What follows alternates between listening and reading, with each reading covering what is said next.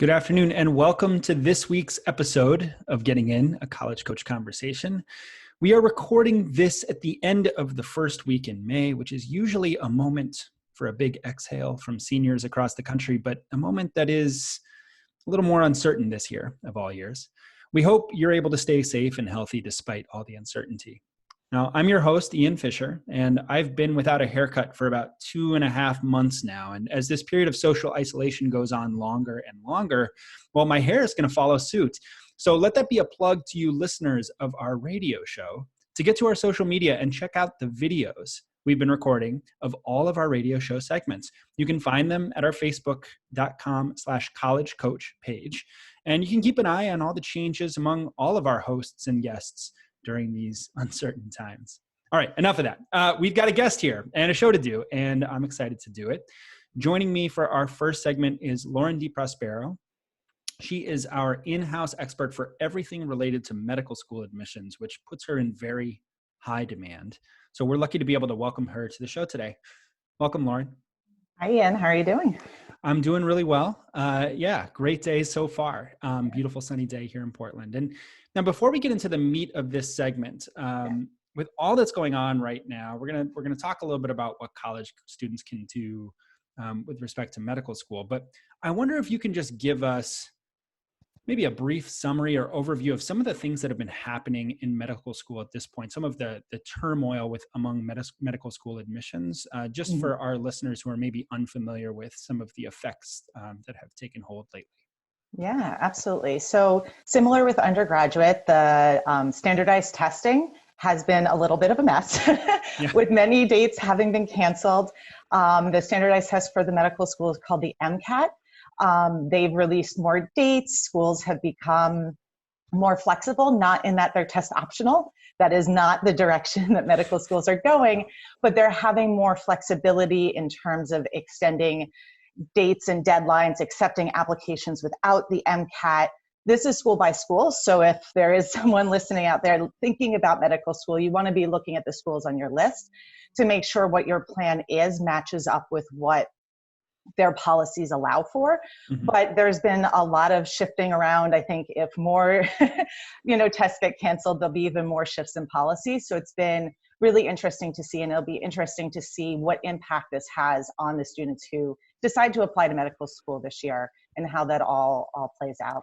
Yeah, I mean, I think big open-ended questions, certainly. And I think, did you and Beth, you did a whole segment, not for the radio show, but just for video, on some of the impacts of standardized testing. So that's a little plug for you to go and find that video. You can find it on our Facebook page. But for today, we're going to turn our attention to what students can do now if they are interested in medical school.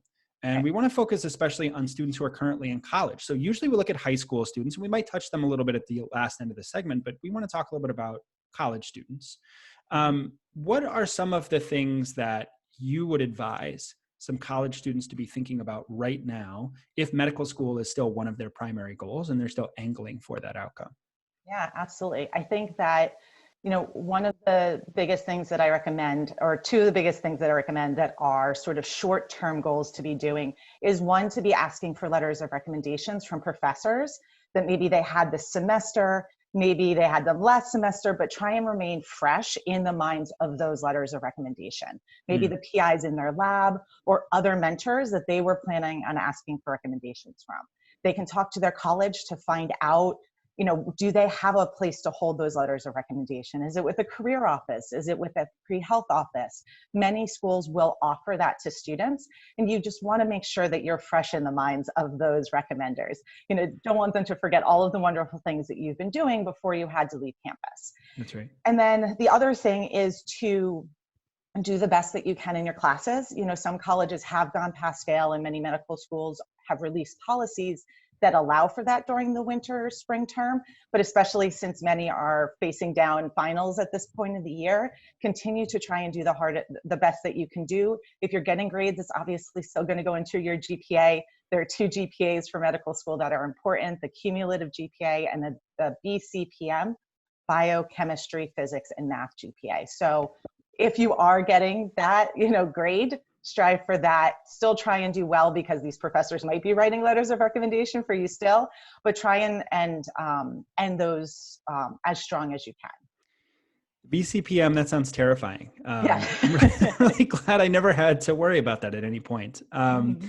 Now, you mentioned letters of recommendation, and one of the things that I'm sort of curious about is, how would you advise students who are thinking about maybe this current semester's teachers versus teachers from prior semesters? I mean, it might be that a class that they're taking right now is more relevant to the medical school admission process, or maybe it's a more challenging class.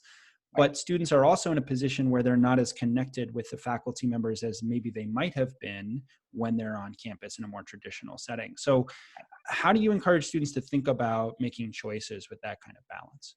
Yeah, I mean, I think it depends upon where they are in college.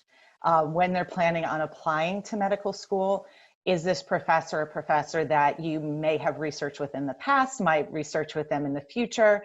There are a lot of decisions that go into who you're going to ask and why you're going to ask that person. If you're in a 300-person lecture, probably asking that professor is not the best idea. If you're in a small class or in labs with a professor, distinct from research, obviously, really thinking through, does it make sense to ask this professor? Because you still might have that connection. That connection might have been established before, and maybe you've kept up with them. So it can still be somebody that you ask. I very highly recommend that students reach out to their pre-health advising to find out a couple of things, right? One, to help think through in your individual circumstance, does this person make sense to ask for a letter of recommendation? And then also to find out if the school has what's called a committee letter. So medical schools will accept a committee letter from pre-health offices. Not every college has this. And so the reason I bring it up is that it's possible that your school has specific types of letters that they're going to want to see from research or from professors or from whatever it might be. They're going to lay out what they want for those committee letters. If your school doesn't have a committee letter, then you're just going to want to go based upon the recommendations of medical schools that you're looking to go to, right? So if they're going to accept 7 letters of recommendation and they want at least 2 to be from professors, thinking through, do professors from this semester make sense in that context? And your pre-health advisor can help you given where you are in the process. So you're sort of, I appreciate the invocation of the pre-health advising and these committees and sort of understanding some of the systems that exist on these campuses. And it sounds like we're mostly talking about students who are juniors or seniors or are in a position to think about medical school applications in the very near future.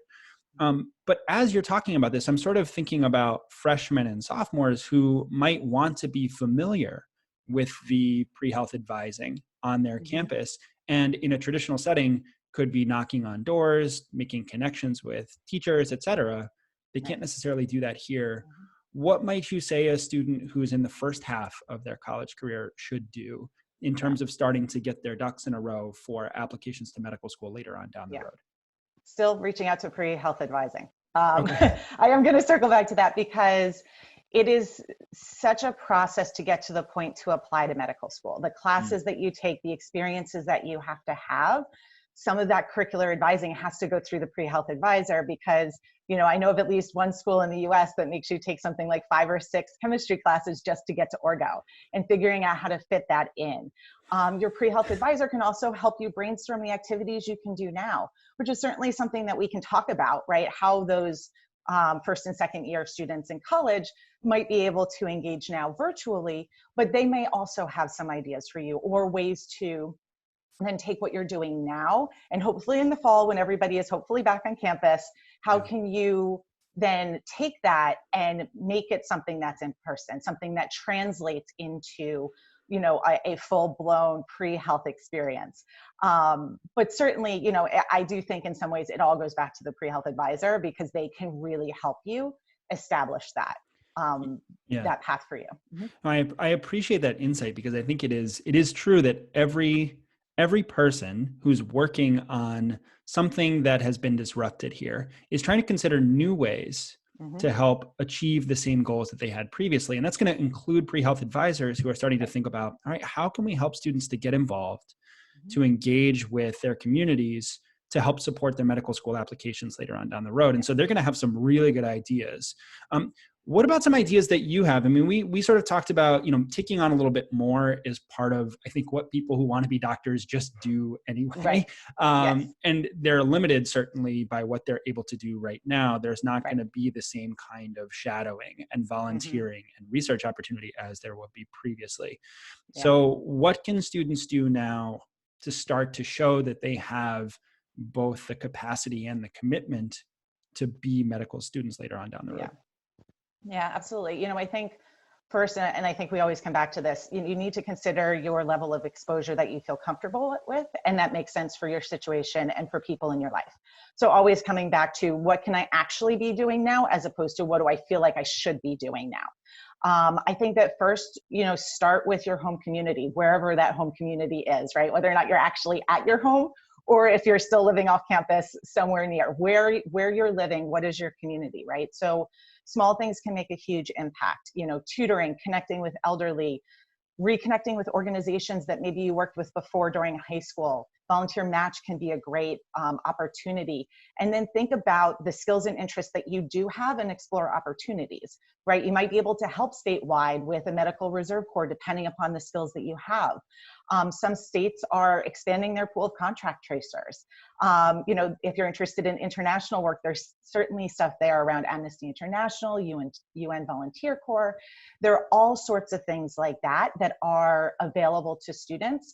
And so I think identifying what is your skill set, what are you able to help in that fight? Because I think that students who are pre-med, who are thinking medical school, are the ones who really feel like they should be jumping in and who really want to be helping out. And so just really thinking about what are those opportunities, and maybe it's asking medical professionals that what would be helpful, how can we help, looking around your community for a need and seeing where you can step in and help. All of those things I think are helpful. One, for you to be thinking about, is medicine the right direction for me? Yes. They'll help your community, and will be something that you'll be able to talk about in medical school interviews and in applications. What were you able to contribute?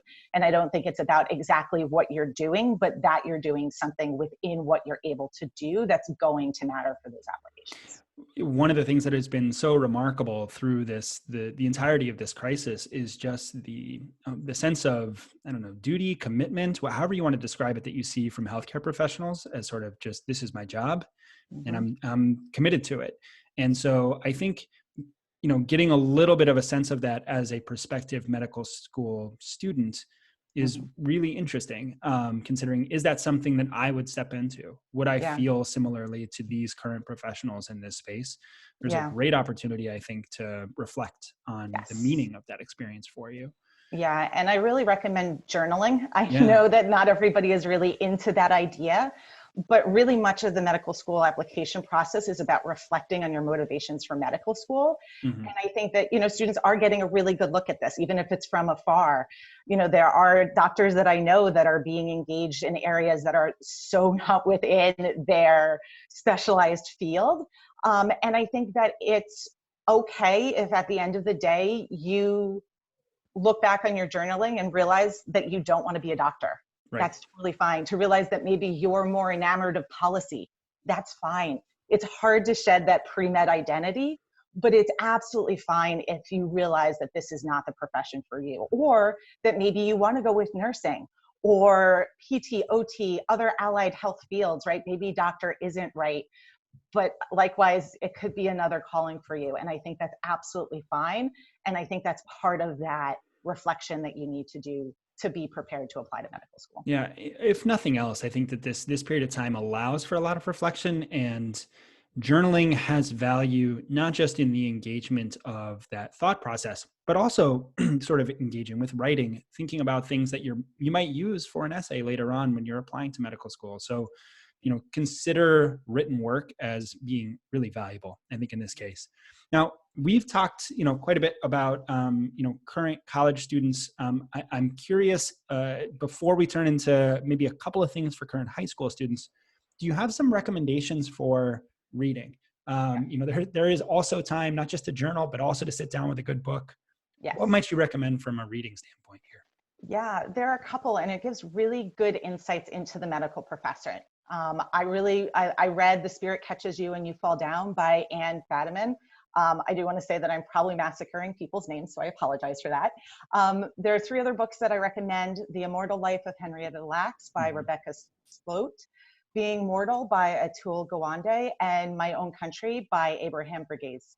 I think that all 4 of those are really good starting points for exploring the medical profession. And certainly there are other books out there that could really help students get an insight into the medical profession.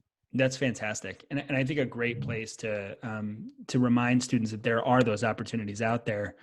Before we turn over to the next segment and get ready to talk about the next topic, I do want to ask you, most of our listeners have students in high school. Mm-hmm. So a lot of what we're discussing here might not be relevant to them just yet.